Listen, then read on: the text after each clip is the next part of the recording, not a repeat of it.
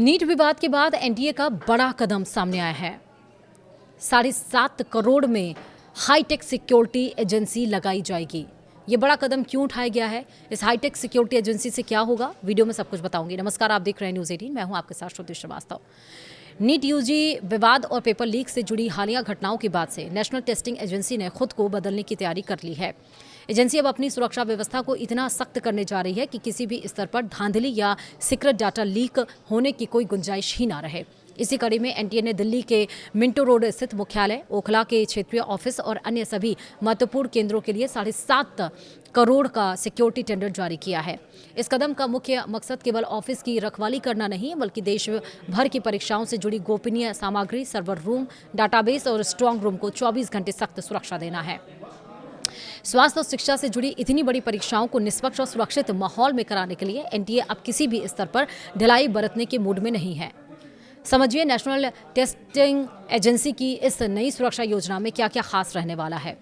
NTA ने एक professional security agency को हायर करने के लिए यह टेंडर फ्लोट किया है। शुरुआती तौर पर यह कॉन्ट्रैक्ट 2 साल के लिए होगा, जिसे प्रदर्शन के आधार पर एक साल करके 2 बार और बढ़ाया जा सकता है।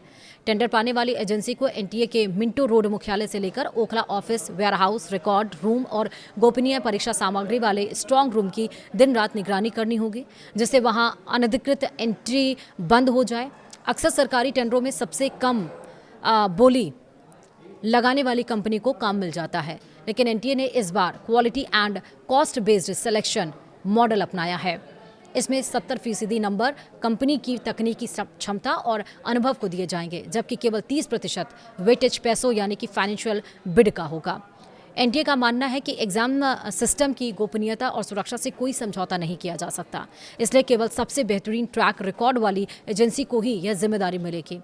इस टेंडर में वही एजेंसियां हिस्सा ले सकती हैं जिनके पास सिक्योरिटी सर्विस का कम से कम 5 साल का अनुभव हो और पिछले 3 सालों में उनका औसत सालाना टर्नओवर 10 करोड़ रुपए से कम ना हो। इसके अलावा उन कंपनियों को प्राथमिकता मिलेगी जिन्होंने केंद्रीय मंत्रालयों, हवाई अड्डों, विश्वविद्यालयों, मेट्रो सिस्टम या बड़े हॉस्पिटल जैसी संवेदनशील जगहों पर सुरक्षा देने का काम किया हो। बोली लगाने वाली कंपनियों को 15 लाख रुपए की अर्नेस्ट मनी भी जमा करानी होगी। नेशनल टेस्टिंग एजेंसी की सुरक्षा में तैनात कर्मचारी सिर्फ गेट पर खड़े नहीं रहेंगे, बल्कि वे लेटेस्ट टेक्नोलॉजी से लैस भी होंगे।